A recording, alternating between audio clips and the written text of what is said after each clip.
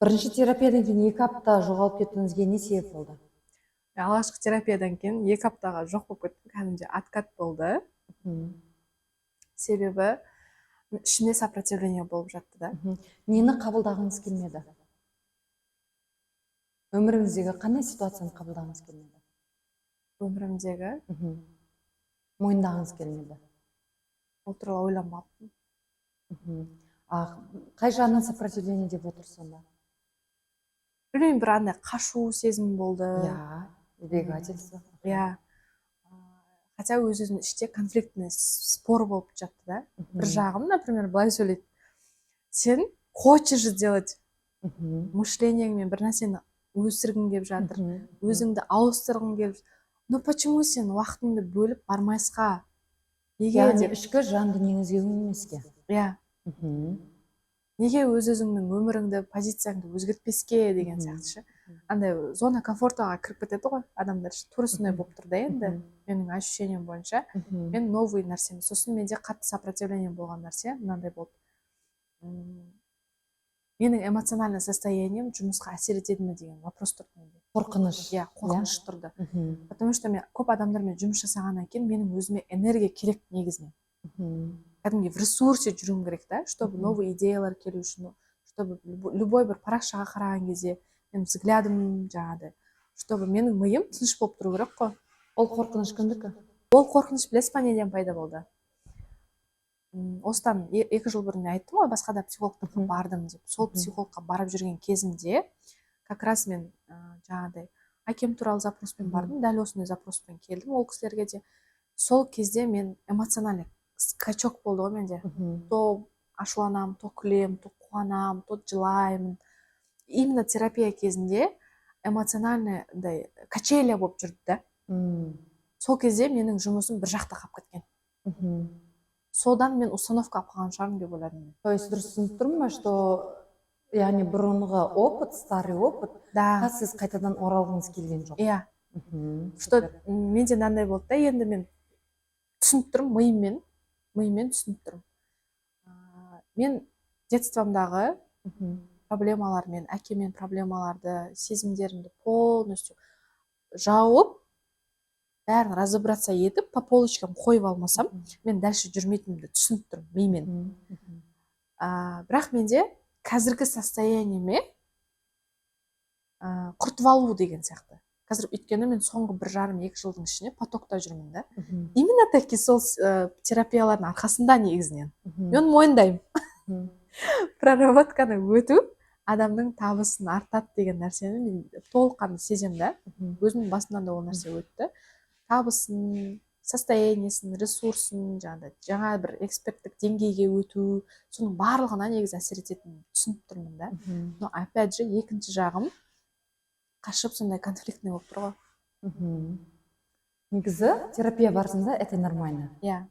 Өйткені көп адамдарға бізге айтамыз, сразу маған бір дайын шпаргалка берші, мен который соны істейін да, өмірім күшті болып кетсін деп айтады. Сразу. Бірақ ондай нәрсе жоқ. Ең мықты адам өзімен жұмыс жасай алған адам. Ең мықты адам терапияны бастап, соңына дейін жеткізе алған адам.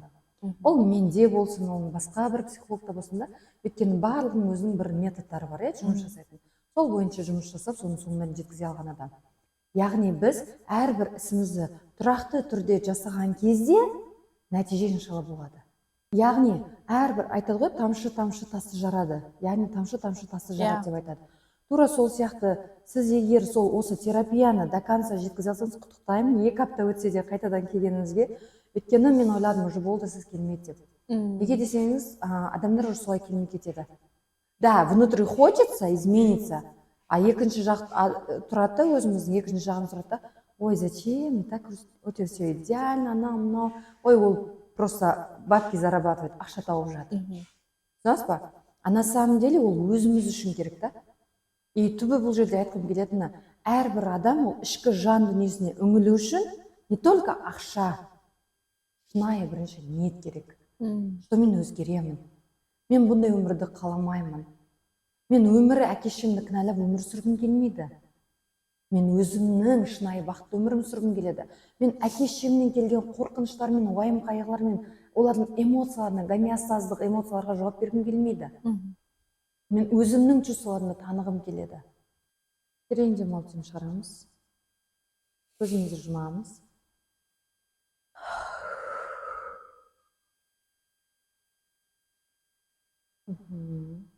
Әркімнің өз полиясы бар. Ментальный, рухани, энергетический. Мен қазір сіздің энергетикалық полияңызды айтамын. Сізді қоршап тұрған бір пузыр шарды елестетіп көріңізші, сол қандай? Притік па, жабысып тұр, ыңғайлы, ыңғайсыз. Пышный, прозрачный. Енді алдыңыздан мама шыға келді. Ал енді полияңыз қандай? Өзгерді ма? Кішірею, үлкею, тревожность. Жоқ. Мамаға жақындағыңыз келе ме, әлде алыстағыңыз келіп тұр ма? Жақындағым келеді. Өзіңізді бір орындықта отырмын деп елестетіңіз. Артыңызда мама тұр. Мама мен сіздің араңызда кирпичтен қаланған стена бар. Сол стена қандай? Қалың, жіңішке? Орташа. Енді сіздің оң жағыңызда болашақ жарыңыз тұр. Ол да сондай стенамен қоршалған. Қалай, сізге ұнай ма? Ыңғайлы ма? Сол стена арқылы отношения құру мүмкін ба? Енді сол жағыңызда сіздің болашақ балаларыңыз тұр. Ол да тура сондай стенамен қоршалған. Приятно ма, қалай сізге? Ал енді алдыңызда карьера тұр, ақша тұр. Ол да тура сондай стенамен қоршалып тұр. То есть байқасаңыз, сіздің төрт жақтан да жабық бір стенамен қоршап тұр. Қайсысын бірінші бұзамыз? Анамның. Кіммен? Анамның стенасын. Жарайсыз. Бұл жерде қайсысын таңдасаңыз да, ол сіз үшін қазіргі таңда өте бір острый болып тұр, да, өте маңызды болып тұр. Егер де сіз басқа түрін таңдаған кезіңізде кішкене қателік болар еді. Мысалға, қандай қателіктер? Ең бірінші, сіз жолдасыңызбен болашақ жарыммен стенаны бұзамын дейтін болсаңыз, ештеңе өзгермейтін еді. Өйткені бұзасыз, қайта қалпына келеді. Неге? Өйткені Аллах тағала айтады, ата-анаңызбен қандай қарым-қатынаста болсаңыз, тура сондай жігітті сізге әкеп береді. Яғни сұм ерлер сұм әйелдерге, игі әйелдер игі ерлерге деген аят бар ғой. Тура сол сияқты тең-теңімен жолықтырады. Сізде қаншама жолдасыңызбен қарым-қатынас құрсаңыз, өз анаңызбен қатынасыңыз түзелмей толыққанда, оның да анасымен тура сондай қатынаста боласыз. Ал ол қарым-қатынастың ұшқыны кімге тиеді? Әрине сізге тиеді. Егер де сіз балалармен стенаны бұзсаңыз, ол да бесполезно, өйткені бала сізді қайталайды. Мысалға, сіз оған бауырларымен аралас деп өзіңіз бауырларыңызбен араласпасаңыз, кітап оқы деп өзіңіз кітап оқымасаңыз, ақша жина деп өзіңіз ақша жинамасаңыз, көрдіңіз бе? Бала сізді естімейді, бала сіздің жасағаныңызды жасайды, қайталайды. Ал енді ақша мен успехты таңдаған болсаңыз, ол да сізге оңай келмейтін еді. Өйткені ақша, карьера адамдармен қарым-қатынас арқылы келеді. Ал қарым-қатынасқа кім жауап береді? Әрине, ол бізде мама. Көрдіңіз бе? Өйткені неге мама? Өйткені сіздің туылған кезіңізде әппақ болып, сондай бір ештеңені білмей, ешқандай қорқынышсыз дүниеге келген кезіңізде сіздің жаныңызда мама болды. Яғни сіз соның сезімдері арқылы өзіңізді қоректендірдіңіз. Көрдіңіз бе? Кімнің сезімдерімен өмір сүрудеміз. Енді ең алдымен, сондықтан да біз анамызбен арадағы стенаны бұзбасақ, басқалардың пайдасы шамалы болады екен. Енді сол жағыңызға барыңыз, болашақ балаларыңыз тұр. Қанша балаларыңыз болған қалайсыз?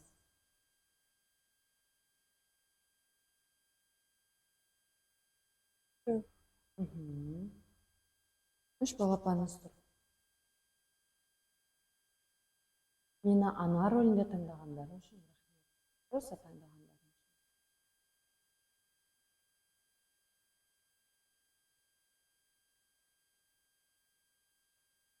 үшін.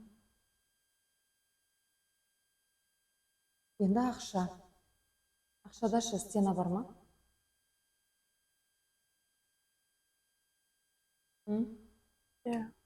Ондай жер құлатыңыз. Итеріп құлатсаңыз, сізде ашық аспан, кең бір әдемі табиғат. Тұр, осы жерде давайте біз дұға етейік. Я Раббым,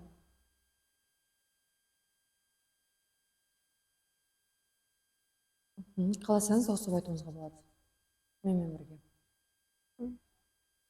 Я Раббым, Я Раббым, осы уақытқа дейінгі менің басымнан қандай тағдыр өтсе де, осы уақытқа дейін менің басымнан қандай тағдыр өтсе де, қандай жағдай болса да, қандай жағдай болса да, мен саған үмітім өте үлкен. менің саған үмітім өте үлкен. Менің өмірлік жолымды тазартып, Менің өмірлік жолымды тазартып, ата-анаммен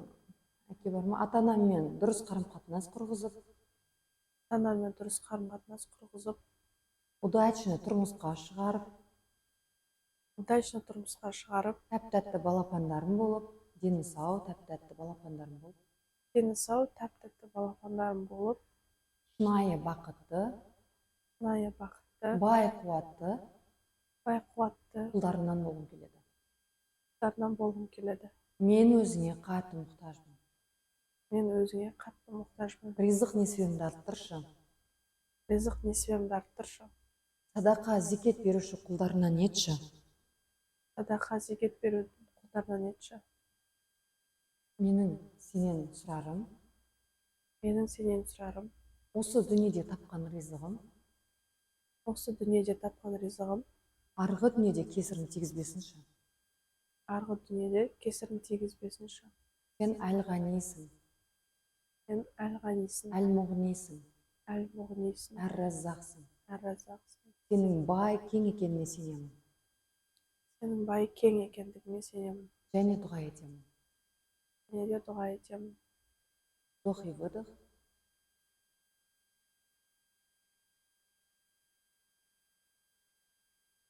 Өзіңізге рахмет айтыңыз.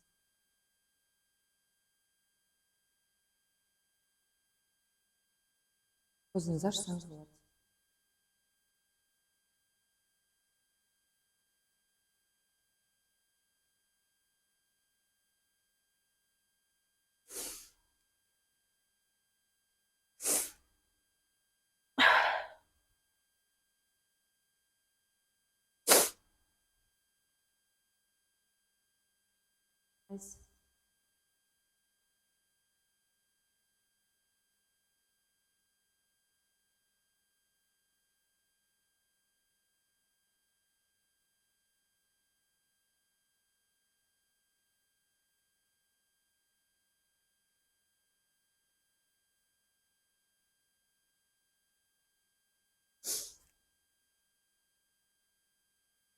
Айта қойыңыз.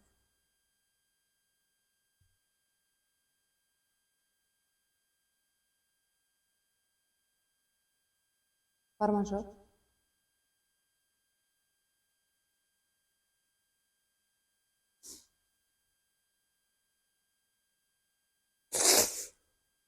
Мама мен папаға дәлелдеу. Чтоб Жанерке молодец. Пысық, еңбекқор, бизнес ашты. Білесіз ба?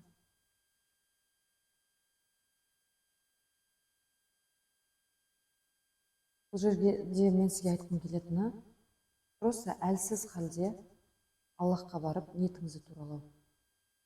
Мен сізге қазір айтпаймын, бизнесіңіз бар жоқ тұрсаңыз деп. Ол сізге келіп тұрған доход болып тұрса, егер шынымен доход болып тұрса, Жанерке, қалдырыңыз.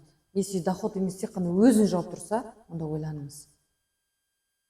Раштанып істеп жатқаныңыз, ертең просто жұмысқа ертең өзіңіз кеткенсіз. Арендамен жұмыс жасауды мен өте жақсы білемін, өте қиын ол нәрсе. А мысалға тек қана услугамен жүретін болсаңыз, анда-мында жүресіз, өзіңіздің неңізбен камераңызды көтеріп алып жүресіз да, ол жердегі чисто сіздің өзіңіздің табысыңыз да. Аренда төлемейсіз, ештеңе алмайсыз. Я так не хочу. Ойланып көріңіз. Өйткені тым көп жауапкершілік, тым көп груз сізде. Нәрсені байқап тұрмын. Ойланып көріңіз, егер шынымен де жоқ, қалдырғым келеді, жұмысымды жасағым келеді десеңіз, онда ниетіңізді туралаңыз. Аллахым, мен әлсізбін. Сен мықтысың. Мен бүкіл жүкті өзіме алып алған екен. Анамды құтқарамын деп, ата-анама дәлелдеймін деп. Бірақ мен уже шаршадым. Просто мен шаршадым, мен әлсізбін, реально. Осы состояние, осы сөз сіздің өзіңіздің истинный жанеркеге оралуыңызға көмектеседі. Мен әлсізбін, мен шаршадым. Сен өзің алшы бүкіл жүкті. Анамды да құтқаратын мен емеспін, сенсің ғой. Егер мен үшін қайырлы болса, студия қалып, берекелі болсыншы. Ризығы артып, табысы артып. Ал егер қайырсыз болатын болса, онда сен өзің дұрыс жолын көрсетші. Көрдіңіз ба? Иногда біз дұрыс деген нәрсенің өзі дұрыс емес болуы мүмкін. Бірақ соның артынан жүгіріп жүре беруіміз мүмкін. Бірақ түбі пустой шелек. Пустой шелекке су құясыз қой, астынан ағып кетеді, тура сол сияқты. Қалмасын. Біраз уақыт өткеннен кейін өкініп қалмаңыз. Бұл нәрсе өте